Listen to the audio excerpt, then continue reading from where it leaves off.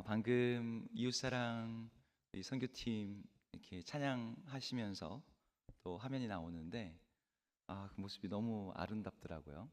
중간에 이렇게 꽃을 만드는 장면이 있었는데 우리 그런 말 하잖아요. 꽃하고 사람하고 구별이 안 간다고. 네, 제가 보면서 정말 그런 마음이 들었습니다. 우리가 정말 주의 움직이는 교회가 되어서 여기저기 이천 시내에 많은 분들을 섬기러 나갈 때 우리 주님의 눈에는 꽃보다도 더 아름답고 예쁘게 보일 줄로 믿습니다. 네, 오늘 말씀은 풍성한 삶의 기초 시리즈 네 번째 시간입니다. 그리스도 안에 축복을 누리는 열쇠라는 제목으로 함께 말씀을 나누겠습니다. 여러분, 성경이 가르치는 그리스도인의 삶의 모습은 어떤 것일까요? 시대에 따라서 라이프 스타일은 변화되어 왔습니다. 하지만 그럼에도 불구하고 그리스도인이란 이러한 삶을 살아가는 존재다라고 하는 각 시대만의 어떤 붙여진 어떤 모습들이 있었어요. 그런 모습들을 하나 설정해 놓고 그래, 그리스도인들은 이런 모습으로 살아가는 거지.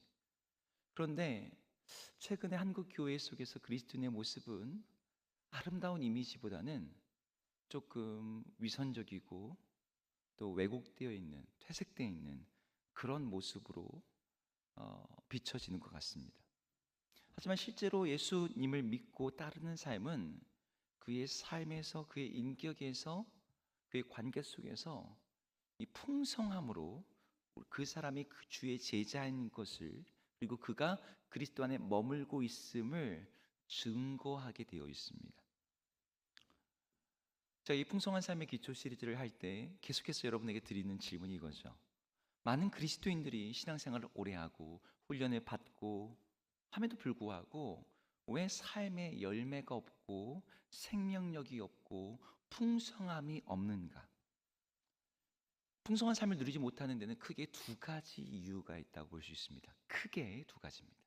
하나는 하나님께서 우리에게 행하신 일이 무엇인지를 잘, 정확히, 제대로 알지 못하는 것이 첫 번째 이유라면, 그 행하신 일을 내 삶에서 어떻게 누리는지를 모를 때 이 두 가지가 우리 삶의 이 풍성함이 없는 신앙생활을 하게 하는 거죠. 그래서 처음에 모르는 사람들은 어떻게 될까요? 알아야 됩니다. 두 번째가 문제예요. 알지만 어떻게 누리지 못하는 사람들은 뭐 해야 될까요? 해봐야 됩니다. 그러니까 그리스도 안에서 주어진 하나님의 축복을 누리기 위해서는 알고 행하기, 그리고 우리가 잘 쓰는 말로는 듣고 순종하기 라고 하는 이 두 가지가 우리에게는 필요한 거죠. 여러분, 지난 시간에 우리가 그리스도 안에서 우리에게 주어진 축복이 무엇인지를 봤어요. 크게 세 가지였죠. 하나님이 그리스도 안에서 우리를 온전히 받아들이셨다고 하는 특별한 용납. 두 번째는 그리스도 안에서 나는 특별한 작품, 하나님의 특별한 존재가 되었다는 것. 그리고 그리스도 안에서는 우리에게는 새로운 가족 공동체에 속하게 되었다고 하는 특별한 소속. 우리는 이것들에, 하나님이 그리스도 안에서 우리에게 주신 이것들이 무엇인지 축복을 먼저 알아야 돼요. 하나님이 내 아버지 되셨는데도 불구하고 남의 집 아저씨를 아버지인 줄 알고 따라다니면 안 되는 거죠. 그런데 아는 것만으로는 충분하지 않다고 했어요. 알면 뭐 해야 돼요? 행해야 됩니다. 야고보 사도가 말했듯이 안다고 하면서 행하지 않는 것은 죽은 것이다 라고 말했습니다. 그러면 이제 어떻게 행해야 되는가? 그리스도 안에 있는 축복을 우리가 누리는 열쇠가 무엇인지를 오늘 함께 나누고자 합니다. 오늘 우리가 읽은 누가복음의 말씀은 씨 뿌리는 자의 비유입니다. 우리가 알고 있는 원래 이 비유의 원형은 마태복음 13장. 근데 이 비유가 누가복음에도 나오고 마가복음에도 나와요. 내용은 너무나 간단한데 복음서마다 이 비유를 이야기합니다. 이 비유에 나오는 내용은 우리 마음의 실체를 보여줘요. 특별히 돌짝밭과 가시덤불이라고 하는 2000년 동안 많은 그리스도인들이 풍성한 삶을 누리지 못하게 만들었던 우리 마음밭의 실체를 보여줍니다. 여러분들이 이 비유의 내용은 다 알고 계실 거예요. 씨를 뿌리는 자가 씨를 뿌리러 나가서 뿌렸습니다. 더러는 길가에 떨어졌고요. 더러는 바위 위에 떨어졌고, 더러는 가시떨기 속에 떨어졌고, 더러는 좋은 땅에 떨어졌습니다. 똑같은 씨앗이 뿌려졌지만 떨어진 밭의 특성에 따라, 상태에 따라 결과가 달라졌어요. 길가에 떨어진 씨앗은 밟히고 공중의 새들이 와서 먹어버렸다고 되어 있습니다. 바위에 떨어진 씨앗은 싹은 났지만 습기가 없어 말라버렸다고 되어 있어요. 그리고 가시떨기에 떨어진 씨앗은 가시와 함께 자라다가 기운이 막혀서 더 이상 자랄 수 없었다고 되어 있습니다. 마지막에 좋은 땅에 뿌려진 씨는 오늘 누가복음에는 30배, 60배는 안 나오고요. 100배만 나옵니다. 100배의 결실을 거두었다고 되어 있습니다. 여러분, 여기 나오는 씨앗이 무엇인지는 여러분 이미 알고 계실 겁니다. 이 씨앗이 무엇이죠? 네, 하나님의 말씀. 예수님이 직접 그게 하나님의 말씀이라고 얘기해요. 이걸 베드로 사도는 저 뒤에 베드로전서에서 이 말씀은 곧 썩지 않는 씨 예수 그리스도를 가리킨다. 이렇게까지 이 비유가 확장되죠. 그런데 오늘 씨앗의 목적과 연결해서 볼 때 하나님의 말씀 그리고 예수 그리스도 이 사이에서 그분의 말씀, 구원의 가르침, 구원의 메시지, 복음을 가리킨다라고 해석하는 것도 큰 무리가 안 돼요. 왜냐하면 오늘 본문에 농부가 씨앗을 뿌리는 목적에 대해서 12절이 이렇게 설명하고 있거든요. 12절 말씀을 함께 읽어보겠습니다. 읽겠습니다. 시작. 길가에 있다는 것은 말씀을 들은 자니 이에 마귀가 가서 그들이 믿어 구원을 얻지 못하게 하려고 말씀을 그 마음에서 빼앗는 것이요. 네, 여기 보니까 말씀을 통해서 원래는 하나님이 뭘 의도하셨냐면 믿어서 구원을 얻게 하려고 하셨어요. 근데 마귀가 그걸 갖다가 뺏어가서 믿어 구원을 얻지 못하게 하려고 했다. 그러니까 말씀은 애초에 왜 주어진 거예요? 이 씨앗이 왜 주어진 거예요?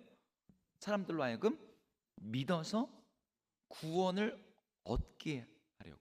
그러니까 믿게 하는 것, 구원을 얻게 하는 것. 그러니까 예수 그리스도의 말씀은 우리에게 믿어서 구원에 이르게 하는 것이 목적이에요. 그걸 요한복음에서는 영생을 누리게 하려 함이라 라고 표현되어 있고, 이것을 우리가 지난번에 봤던 요한복음 10장 10절에는 내가 너에게 온 것은 너에게 생명을 얻게 하고 풍성히 누리게 하려 함이라. 이것이 우리에게 주시는 예수 그리스도의 말씀의 목적인 거예요. 그런데 앞에 있는 밭들은 이 일이 일어나지를 않는 거죠. 이런 비유에 4개의 밭이 나왔잖아요. 근데 이 4개 밭 중에 앞에 3개의 밭이 어떤 밭이었습니까? 다시 한번 볼게요. 길가에 떨어진 씨는 말씀을 들었습니다. 근데 마귀가 와서 그 마음에서 말씀을 빼앗아 갔어요. 바위에 떨어진 씨는 말씀을 듣고 기쁨으로 받았지만 뿌리가 없어 잠깐 믿다가 시련을 당할 때 배반했다고 되어 있습니다. 세 번째, 가시떨기에 떨어졌다는 것은 말씀을 들었지만 이 생의 염려와 재물, 향락의 기운에 막혀 결실하지 못했다고 되어 있습니다. 자, 여기에서 이 3개의 밭에 공통점이 있습니다. 무엇일까요? 네, 집사님이 말씀해 주셨네요. 모두 말씀을 들었다는 거예요. 사실 4개의 밭의 공통점이죠. 예수님은 씨앗이 뿌려졌다. 첫 번째 밭, 둘째 밭, 세 번째 밭, 네 번째 밭 이렇게 얘기하지 않고요. 모든 밭에다가 그들이 말씀을 들었다. 말씀을 들었다. 말씀을 받았다. 라는 내용을 다 설명해 넣으세요. 길가밭도 말씀을 들은 자라고 얘기하시고 바위밭도 말씀을 듣고 기뻐했다고 되어 있고 가시밭도 말씀을 들었다고 되어 있어요. 근데 뭐가 문제인 거예요? 뭐가 문제인 거예요? 길가밭은 마귀에게 그 말씀을 빼앗깁니다. 바위밭, 옛날 저희는 어릴 때는 돌짝밭이라 그랬는데 돌짝밭은 기쁨으로 받긴 했지만 시련이 올 때, 그러니까 말씀으로 인해서 발생하는 불편함, 손해, 어려움으로 인해서 말씀대로 살기를 포기해버리는 거죠.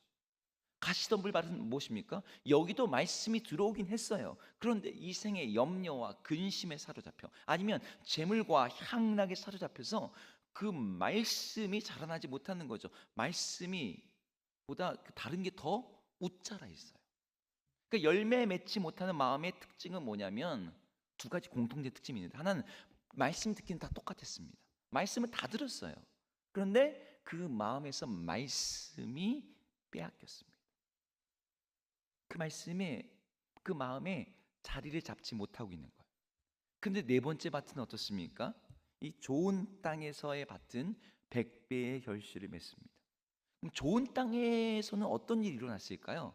이걸 15절에서는 이렇게 설명하고 있습니다. 15절을 읽어보겠습니다. 시작. 좋은 땅에 있다는 것은 착하고 좋은 마음으로 말씀을 듣고 지키어 인내로 결실하는 자니라. 좋은 땅에 있는 것이 무엇인지를 오늘 본문은 세 가지로 설명합니다. 착하고 좋은 마음으로 말씀을 듣고 지키어 인내로 결실한다 라고 되어 있습니다. 여기서는 처음으로 말씀이 빼앗기질 않아요. 대신 말씀과 관련된 세 가지가 나옵니다. 첫 번째는 착하고 좋은 마음으로 듣는다는 거예요. 착하고 좋은 마음으로. 이게 열매 맺는 것의 첫 번째 기준입니다. 우리 여기에 지금 한 6, 70분이 앉아 계시는데요. 말씀을 들을 때 모두가 다 똑같이 듣고 있는 것 같지만 우리 청각으로 듣는 말씀 안에는 우리 내면의 귀가 또 따로 있다 그러죠. 이너이어라고. 근데 그 말씀을 들을 때마다 사람들의 마음이 다 달라요. 어떤 사람들은 착하고 좋은 마음으로 듣지만 어떤 사람은 삐딱하고 삐뚤어지고 나쁜 마음, 거부하고 거절하는 마음, 의심하고 부인하는 마음으로 듣습니다. 근데 이게 정확히 어떤 마음인지를 마태복음에서 설명하고 있어요. 마태복음 13장 23절을 한번 읽어보겠습니다. 마태복음 13장 23절 읽겠습니다. 시작.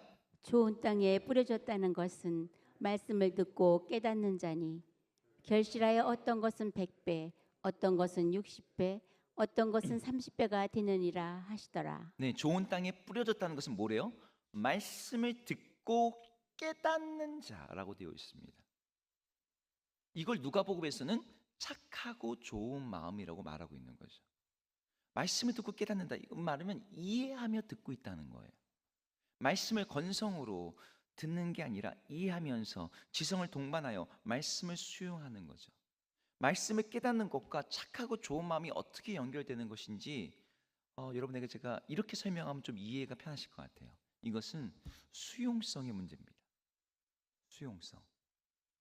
책을 한 권 읽어도요, 책의 내용이 뭔지 기억이 안 남아요. 이해가 안 되거든요. 까만 건 글자고 하얀 건 종이야. 네, 이런 경우가 있잖아요. 말씀을 듣는데 그 말씀이 내 안에서 온전히 이해되고 받아들여지지 않는 거죠. 요즘 우리 사람들 참 잘 먹습니다. 먹을 게 넘쳐나는 시대예요. 그런데 사람들이 종종 여러 가지 영양의 부족함을 느껴요. 그래서 영양 보충제를 먹습니다. 그런 걸 먹어도 이게 우리 여성분들 나이가 들면 골다공증, 철분이 부족하고, 네, 뭐 마그네슘 부족하고, 아니 영양제도 먹고 비타민도 먹는데 아니 왜 이럴까? 의사 선생님들이 얘기하는 게 있죠. 뭐가 문제래요? 먹는 게 문제가 아니라 흡수율이 떨어진다. 그냥 지나만 가는 거죠. 듣기는 듣는데 말씀을 지나만 가는 거예요. 여러분 철분제, 그래 몸이 너무 요즘에 약한 것 같아. 피가 빈혈기가 있어. 그래서 철분제 많이 먹습니다. 여러분 그 철분을 먹으면 여러분 이 변비가 많이 걸린다 그래요. 철분제를 먹으면. 근데 소화 흡수가 정말 안 됩니다. 철분제를 먹어도 10%도 이 흡수가 안 된대요. 그래서 요즘에는 임산부들, 최근에 임신하신 분 여기 별로 안 계시죠? 임산부들 산부인과 가면 철분제 먹으라고 얘기 안 하고 철분 주사 아예 놔줘요. 네, 철분 주사. 흡수율을 높이는 거죠. 착하고 좋은 마음은 하나님의 말씀을 흡수하는 능력이 남다릅니다. 이걸 잘 보여주는 게 사도행전에 나오는 베레아 사람들에 대한 이야기예요. 사도행전 17장 11절의 말씀을 함께 읽어보겠습니다. 읽겠습니다. 시작.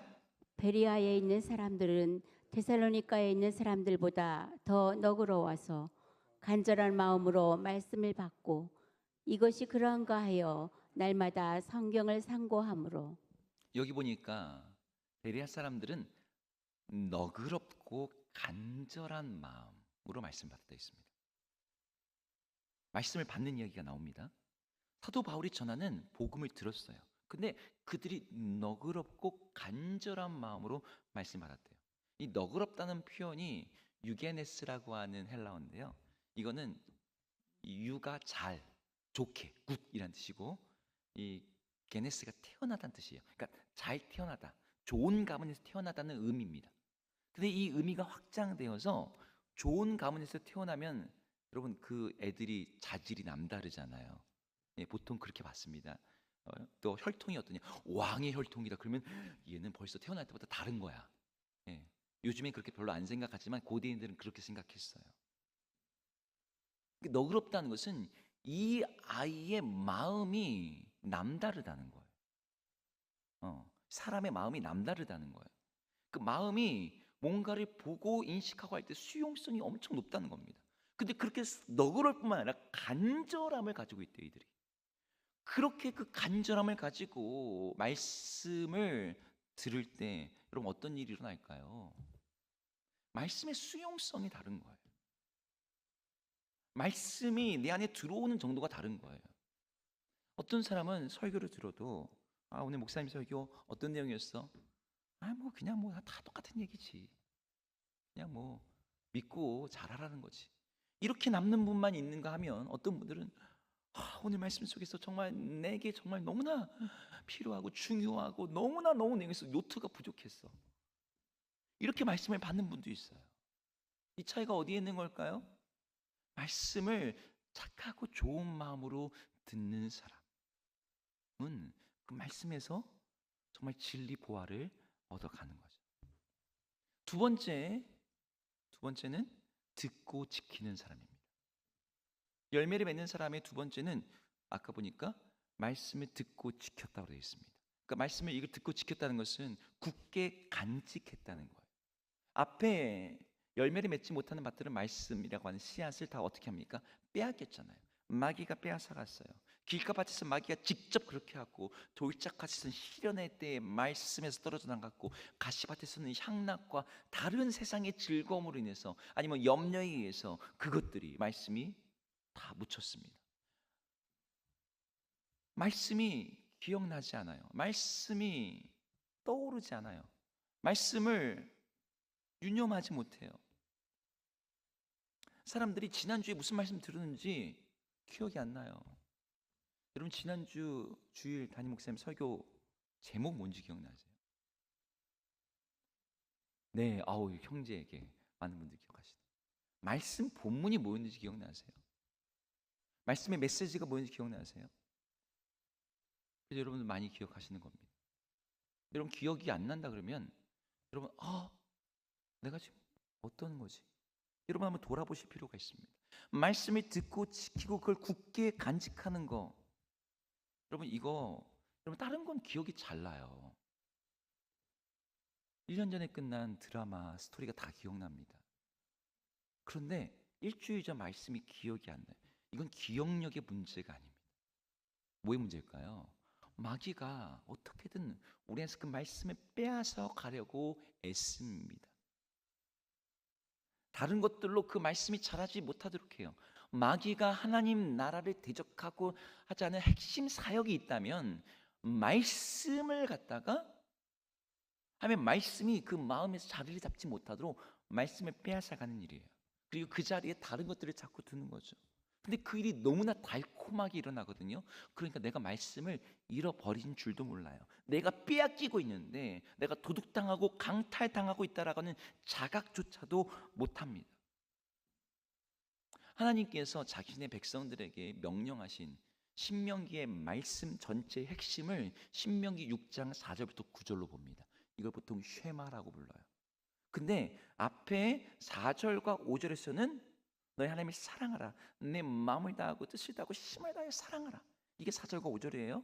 근데 6절부터 9절의 쉐마의 말씀의 내용이 뭔지 아세요? 6절부터 9절 좀 길지만 함께 읽어보겠습니다. 읽겠습니다. 시작.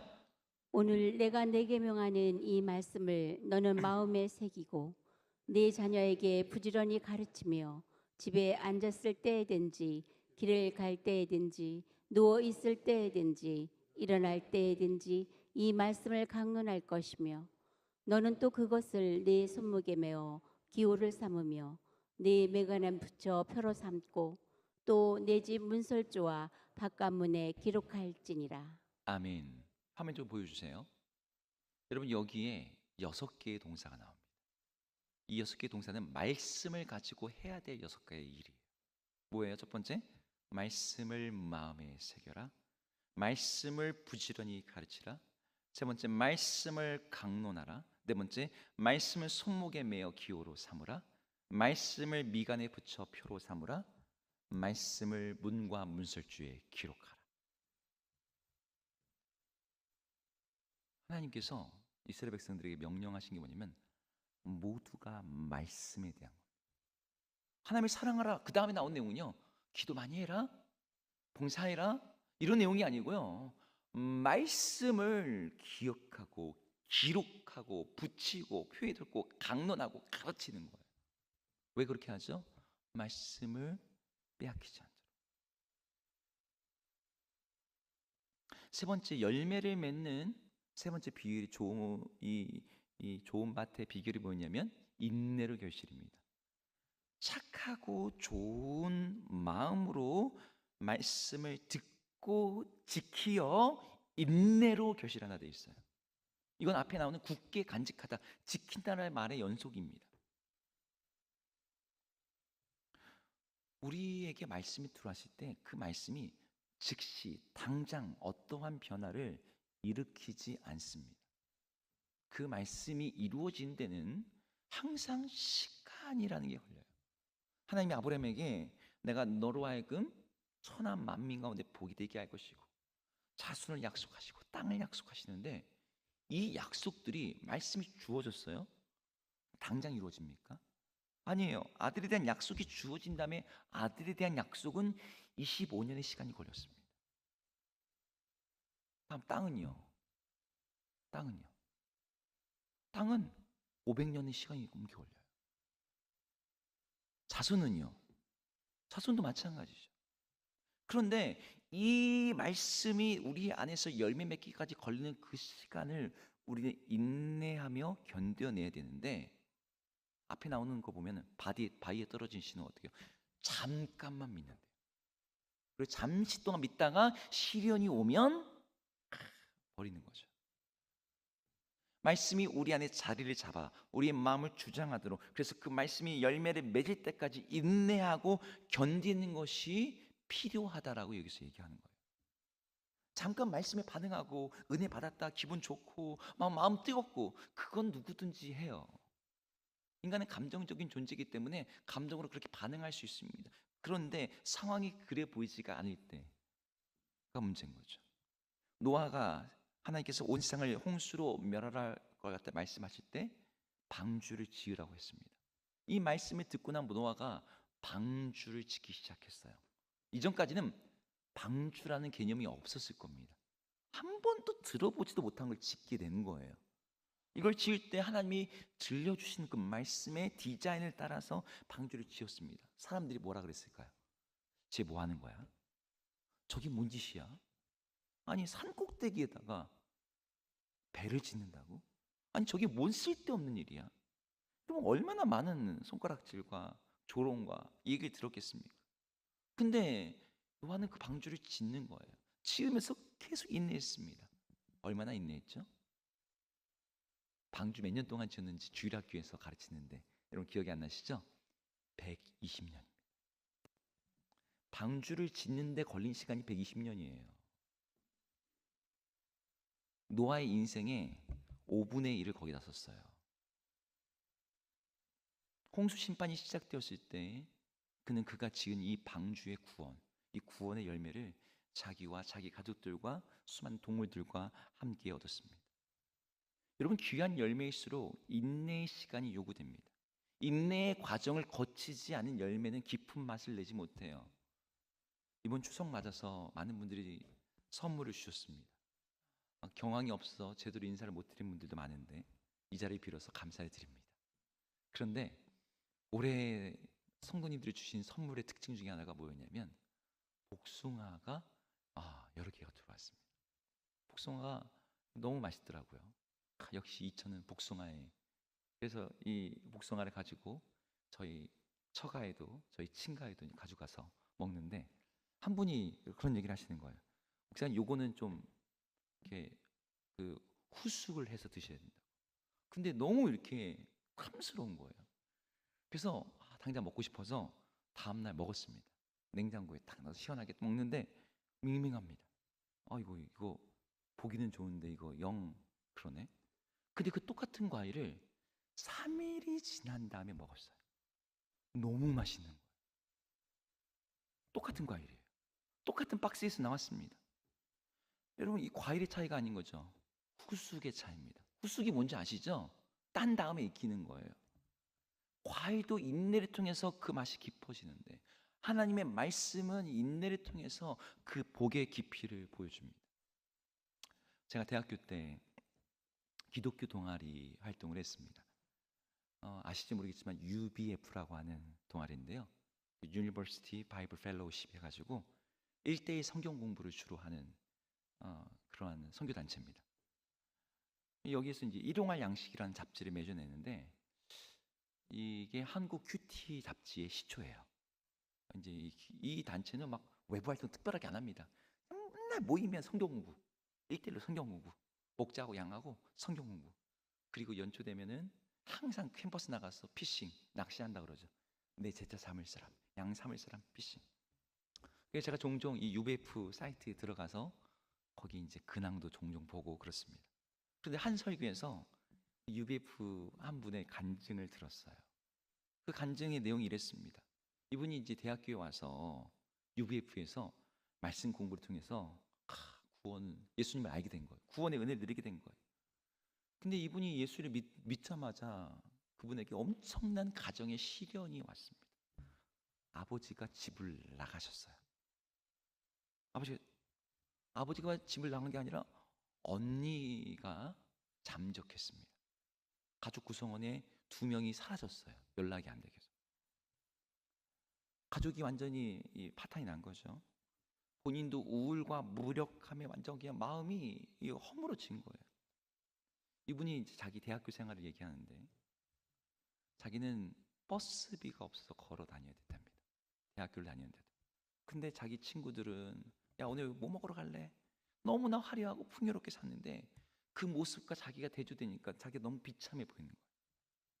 근데 이제 UBF 하면서 일용할 양식을 먹잖아요. 매일마다 이제 매주 이렇게 말씀을 공부를 합니다. 그 시간을 자기가 버텼던 말씀이 갈라디아서 5장 24절이래요. 그리스도 예수의 사람들은 육체와 함께 그 정욕과 탐심을 십자가에 못 박았느니라.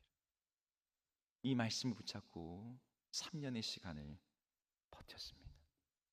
정말 너무너무 고통스럽고 힘들었는데 그 말씀을 가지고 붙잡고서 버티니까 정말 이 어떻게 헤어나올 수 없던 이 가정의 그 불행과 자신의 어떤 그 우울함, 그 모든 것을 하나님께서 그 심령에 묶인 걸 갖다가 풀어주시는 걸 자기가 경험한 거예요.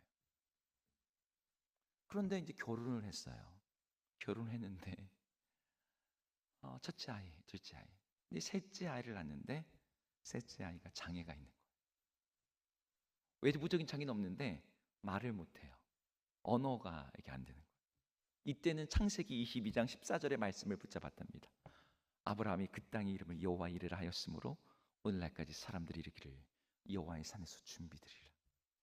하나님, 이 아이를 우리 하나님께 드립니다. 그리고 눈물로 이 말씀 붙잡고 하나님께서 모든 것을 준비하셨다.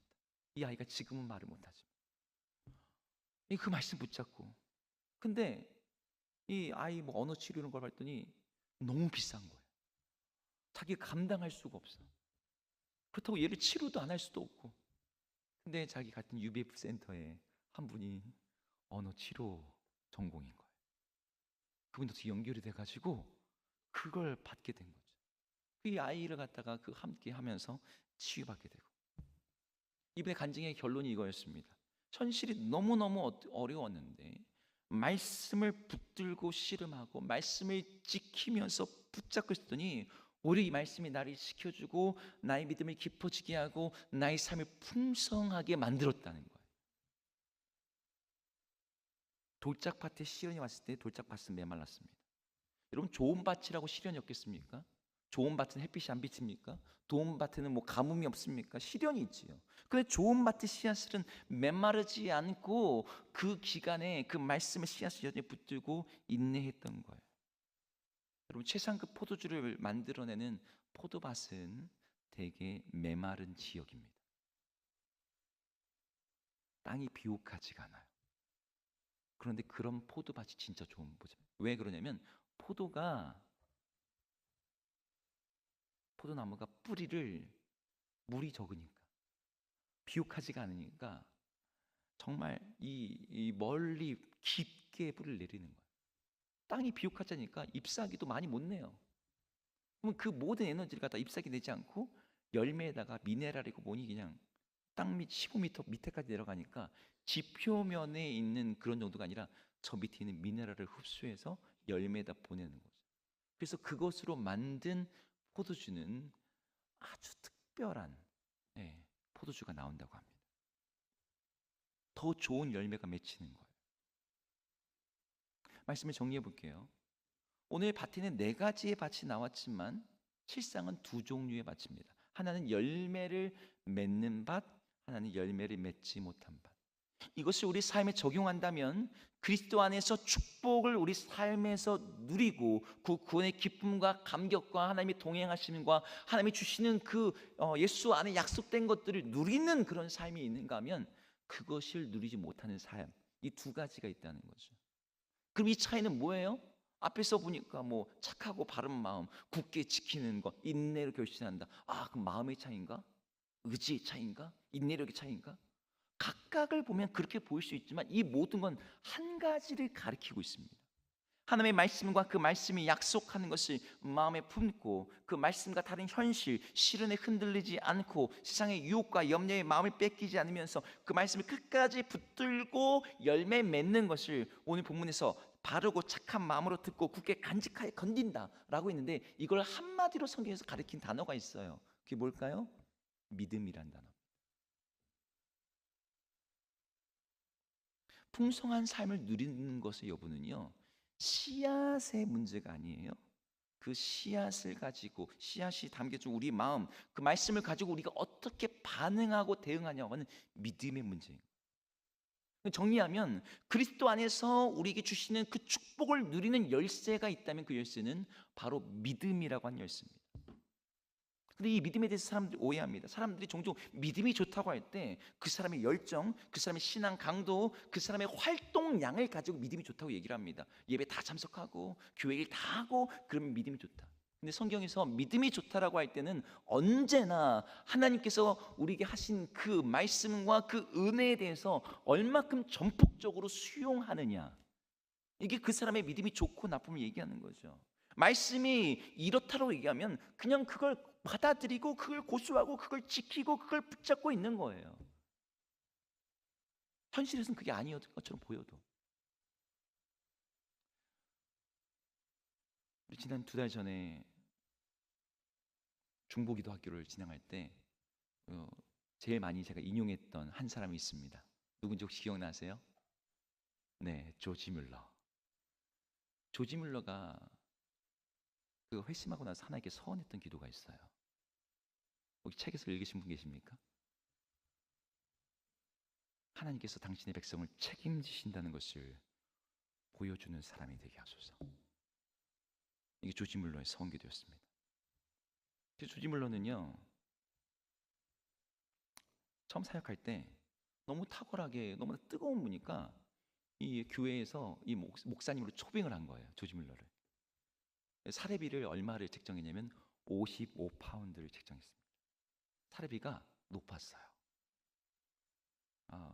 이걸 한국 돈으로 요즘으로 환산하면 한 연봉 6천만 원 정도. 목사님이 그 정도 받기 쉽지 않죠. 근데 다른 분들이면 좋았을 텐데 성도들이 자원함이 아니라 의무감으로 내몰 수 있다 생각해서 이분이 그 사례비를 받지 않기로 결정합니다. 사례비를 받지 않을 뿐더러 그 당시 교회의 수입은 저희는 뭐 11조 감사헌금, 절기헌금 있지만 그 당시 영국 교회는 어떤 식으로 교회의 재정을 감당했냐면 여러분들이 앉아 있는 좌석에 이 좌석 임대 제도라는 게 있었습니다. 1년씩 내가 어느 좌석에 앉을지. 그래서 앞자리가 비싼 좌석이에요. 극장 표를 끊듯이 그 당시 영국의 대부분의 교회는 돈을 내고 1년 동안 어느 좌석을 취약하는 거죠. 그러면 새신자들은 어떻게 합니까? 좌석이 없죠. 그래서 그분들은 대부분 뒤에 서서 듣거나 맨 뒤에 자리. 근데 대부분의 교회가 그걸 다 했거든요. 교회 수입의 3분의 2가 그것으로 돈이 들어오니까. 그런 상황에서 이걸 금지한 거예요. 교회 운영을 그런 식으로 하지 않겠다. 게다가 이분이 교회하다가 고아원을 하게 됐습니다. 여러분 고아원에 처음에는 몇십 명 하다가 몇백 명, 몇천 명으로 늘어납니다. 아이들 교육을 위해서 고아원만 가지고 안 되잖아요. 얘들 공부를 해야 되잖아요. 학교를 지어야 되는데 학교를 한두 개 가지고 안 되는 거예요. 여자 학교 2개, 남자 학교 3개. 학교를 5개를 짓습니다. 학교 5개 짓뿐만 아니라 이 아이들을 영적으로 너무 굶주리는 사람들이 많으니까 성경을 갖다가 배부해야겠다. 그래서 평생 동안 28만 권의 신구약 성경, 145만 권의 신약 성경, 24만 권의 신앙 서적을 배포해요. 그 자기도 없는 중에 선교에 또 이렇게 마음이 있어가지고 이분이 선교사 되고 싶었거든요. 허드슨 테일러처럼 영국 성공회라든지 단체에서 보내지 않은, 흔히 말하는 페이스 미션을 하는 아무것도 없이 가는 선교사들이 있거든요. 그런 믿음의 선교사를 갖다가 후원을 시작했습니다. 여러분 이분의 이야기 보시면 알겠지만 고아원을 당장 운영하는데 애들 오늘 점심에 먹을 게 없는 거예요. 그러면 이분이 어떻게 합니까? 기도합니다. 근데 여러분 매 끼니마다 먹을 거 걱정하고 돈 걱정하면 이거 정말 얼마나 피곤하고 힘든 삶입니까? 매일마다 기도해요. 매일마다 돈이 없어요. 1년치 계획이 안 나와요. 이분은 한 달치 계획도 안 나와요. 돈이 없는 거예요. 예산 같은 게 없는 거예요. 근데 이분이 재물의 걱정에 사로잡혀서 가시덤불 속에서 죽질 않아요. 지금 당장 내 손에 주머니가 없다고 해서 하나님이 저들을 먹이지 못하시는 분이 아님을 믿었습니다. 조지 밀러가 왜 유혹이 없었겠어요? 왜 쉬운 길로 가고 싶은 마음이 없습니까? 왜 위기의 순간들이 없었겠어요? 그런데 이분이 고아원, 학교, 선교사 후원, 성경 배포, 이분이 그 무슨 돈으로 그걸 다 했을까요? 이분에게 가진 게 없었는데 단 한 가지, 하나님의 말씀을 순전하게 믿었습니다. 그냥 먹을 거 없을 때마다 말씀 딱 피는 거예요. 하나님, 이 말씀을 주님 앞에 합니다. 그렇게 기도하는 거예요. 말씀 붙들고 오늘 본문에 말한 것처럼 바르고 착한 마음으로 그대로 수용하면서 굳게 간직하고 견딥니다. 종종 식사가 안 들어올 때도 있었어요. 그런 순간들도 있었답니다. 그런데요, 여전히 하나님의 말씀 붙드는 거예요. 조지 물러가 5만 번 기도 응답받던 건 들어보셨을 겁니다. 조지 물러가 평생 고아원과 이거로 사역으로 후원을 얼마 받았는지 아세요 혹시? 후원 받은 금액이 그 당시 금액으로 영국이니까 파운드입니다. 138만 파운드입니다. 이걸 현재 금액으로 환산하면 113억 파운드라고 합니다. 이제 얼마인지 감이 안 오시죠? 이거 우리나라 돈으로 환산하면 그분의 40년 사역 동안 후원받은 금액이 20조 637억입니다. 한 분이 후원받은 금액이 20조예요. 어떻게 한 사람이 이렇게 어마어마한 사역을 할 수 있었을까요? 다른 비결이 없었어요. 말씀을 있는 그대로 받는 거죠.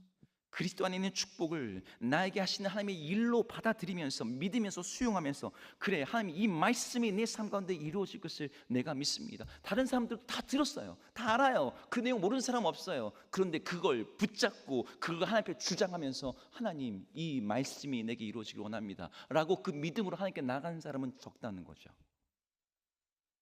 우리 주사님교회 모든 성도님들이 우리 그리스도 안에서 우리에게 약속되고 주어지는 이 축복을 믿음으로 착하고 좋은 마음으로 듣고 간직하여 인내로 결실할 수 있기를 주의 이름으로 축복합니다. 우리가 그렇게 믿음으로 주의 말씀을 나갈 때 우리 하나님이 약속하신 그 놀라운 축복이 우리에게 이루어질 줄로 믿습니다.